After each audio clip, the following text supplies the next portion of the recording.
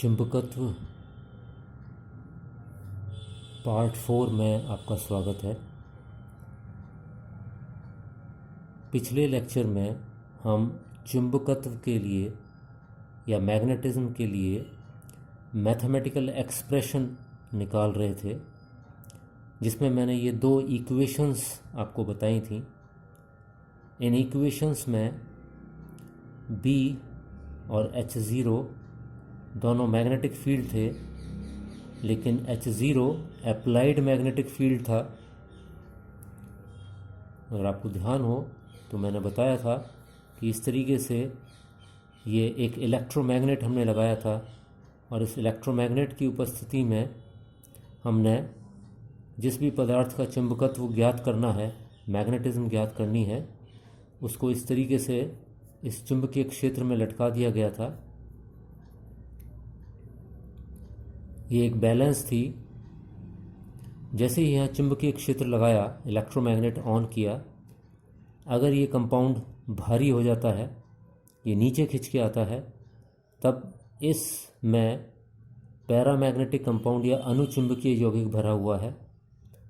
अगर ये tube applied magnetic field की उपस्थिति में हल्की हो जाती है, यानी ऊपर की तरफ जाती है, तब इस ट्यूब में डायामैग्नेटिक कंपाउंड भरा हुआ है। ठीक, इसका मतलब है कि अगर वेट इंक्रीज होता है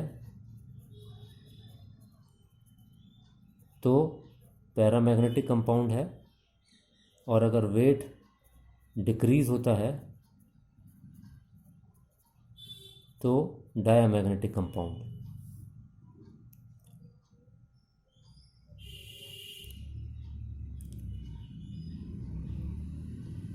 हमें मालूम है कि जब भी इस तरीके से इलेक्ट्रोमैग्नेट हम लगाते हैं तो magnetic line of forces according to convention north pole से निकलकर साउथ पोल में जाती हैं। ये कंपाउंड जब in magnetic line of forces के साथ इंटरैक्ट करता है, तब इसके वेट में या तो इंक्रीज या डिक्रीज हमें मिलता है, जो बताता है कि ये पैरा या डायमैग्नेटिक कंपाउंड है। ये जो मैग्नेटिक फील्ड हमने लगाया, इसको कहा हमने H0 या फ्री फील्ड वैल्यू या अप्लाइड मैग्नेटिक फील्ड, जिसे मैंने दिखा रखा है फ्री फील्ड वैल्यू या अप्लाइड मैग्नेटिक फील्ड। B इस कंपाउंड में इंड्यूस्ड या प्रेरित चुंबकीय क्षेत्र, इंड्यूस्ड फील्ड था। इस कंपाउंड में जो ये इंड्यूस्ड फील्ड है और अप्लाइड मैग्नेटिक फील्ड है, इन दोनों का जो डिफरेंस है वो डेल्टा H ये बताता है कि इस कंपाउंड का मैग्नेटिज्म कितना है। अगर ये डायमैग्नेटिक कंपाउंड है तो उस केस में B की वैल्यू H0 से कम होगी, क्योंकि इंड्यूस्ड फील्ड अपोजिट डायरेक्शन में होगा, इसलिए डेल्टा H की वैल्यू नेगेटिव होगी। या दूसरे शब्दों में डेल्टा H नेगेटिव होगा in case of diamagnetic compounds, जबकि पैरामैग्नेटिक कंपाउंड्स के केस में डेल्टा H पॉजिटिव होगा।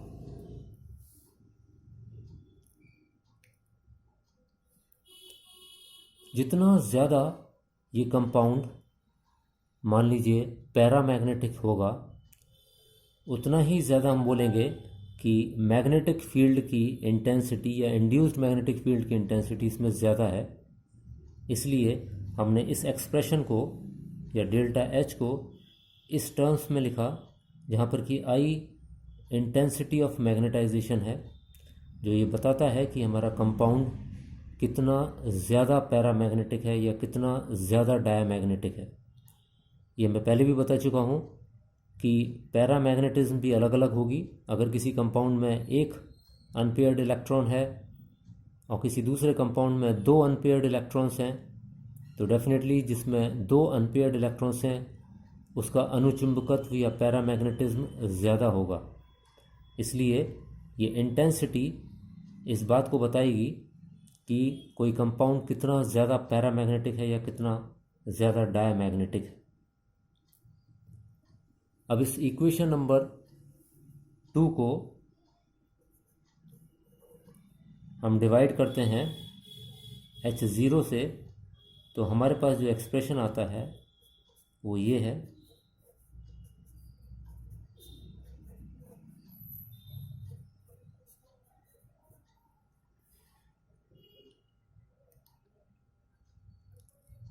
फर्दर ये एक्सप्रेशन इसमें कन्वर्ट हो जाएगा,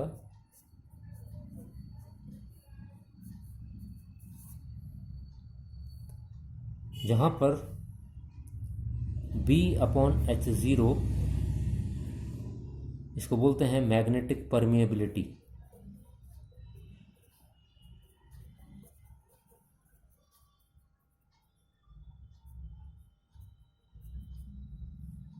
हिंदी में इसको बोलते हैं चुंबकीय पारगम्यता। चुंबकीय पारगम्यता वास्तव में मैग्नेटिक लाइन ऑफ फोर्सेस या चुंबकीय बल रेखाओं का घनत्व है सैंपल की उपस्थिति में, क्योंकि हमें मालूम है कि B सैंपल की वजह से है, और सैंपल की अनुपस्थिति में या free field value.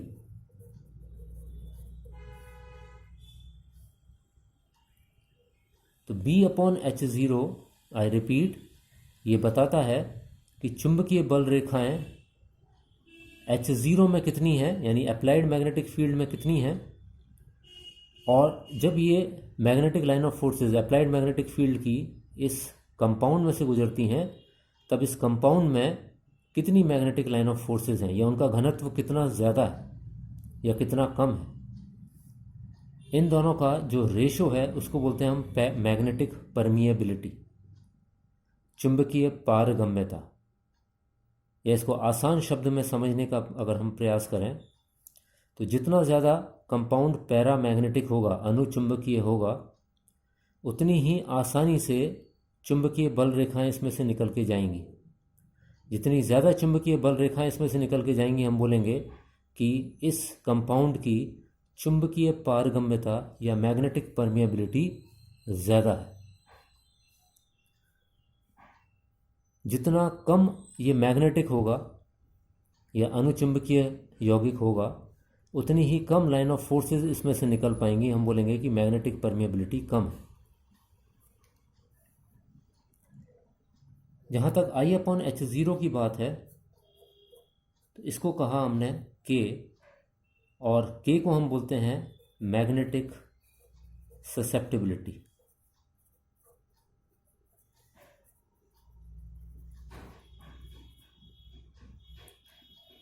Magnetic susceptibility को हिंदी में हम कहते हैं चुंबकीय प्रवृत्ति।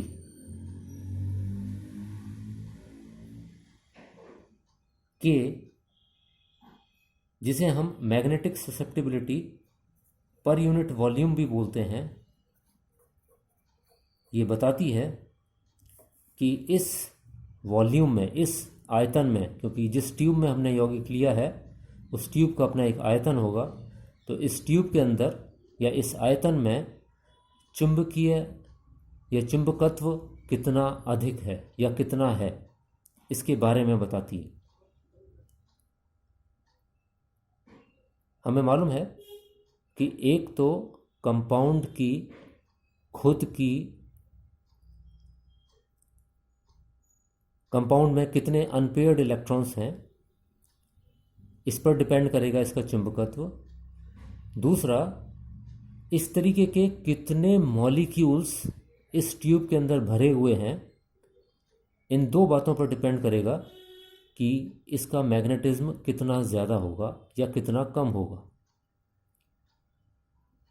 तो के वास्तव में इस वॉल्यूम के लिए, इस पर्टिकुलर वॉल्यूम के लिए या पर यूनिट वॉल्यूम के लिए मैग्नेटिक ससेप्टिबिलिटी या चुंबकीय प्रवृत्ति को बताता है। या दूसरे शब्दों में ये बताता है कि किसी अनुचुंबकीय यौगिक को कितना अधिक चुंबकीय किया जा सकता है अगर उसको हम मैग्नेटिक फील्ड में रख दें, या किसी डायामैग्नेटिक कंपाउंड को कितना अधिक डायामैग्नेटिक या प्रतिचुंबकीय बनाया जा सकता है अगर हम उसे इस मैग्नेटिक फील्ड में रख दें। डेफिनेटली यहाँ पर भी के पॉजिटिव होगा पैरामैग्नेटिक कंपाउंड्स के लिए और K नेगेटिव होगा डायामैग्नेटिक कंपाउंड्स के लिए।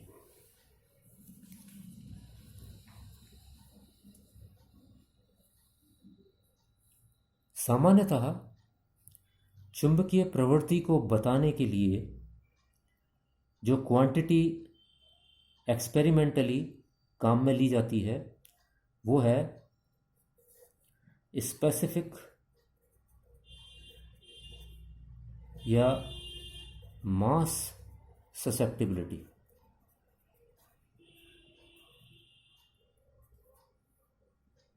जिसे हम काई से रिप्रेजेंट करते हैं।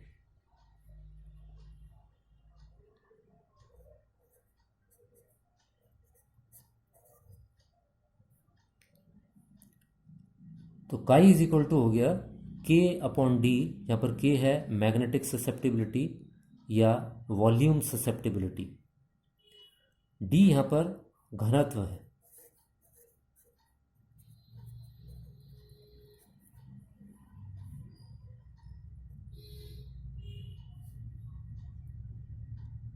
यहाँ पर ध्यान देने वाली बात यह है कि काई या X हमारा है मास ससेप्टिबिलिटी, K है वॉल्यूम ससेप्टिबिलिटी और D है डेंसिटी। अगर हम डेंसिटी को देखें तो डेंसिटी इज इक्वल टू होता है मास अपॉन वॉल्यूम। लेकिन अगर इस एक्सप्रेशन को अपन इस टर्म्स में अगर कन्वर्ट करें तो ये आता है K अपॉन काई, और हमें ऐसा लगता है कि ये उल्टा है क्योंकि K वॉल्यूम ससेप्टिबिलिटी है और काई मास ससेप्टिबिलिटी है, जबकि यहाँ पर मास ऊपर है वॉल्यूम नीचे है। ध्यान दीजिए, मैंने कहा था कि वॉल्यूम ससेप्टिबिलिटी है मगर magnetic susceptibility per unit volume है। तो K इज इक्वल टू है पर यूनिट वॉल्यूम और काई इज इक्वल टू है पर यूनिट मास। इसलिए ये एक्सप्रेशन करेक्ट। इसी तरह से एक और एक्सप्रेशन है जो कि मास ससेप्टिबिलिटी को बताता है और वो है मोलर मास ससेप्टिबिलिटी, यहाँ पर कि मास ससेप्टिबिलिटी को अगर कंपाउंड के मॉलिक्यूलर वेट से मल्टीप्लाई कर दें तो ये बन जाता है मोलर ससेप्टिबिलिटी या मोलर मास ससेप्टिबिलिटी।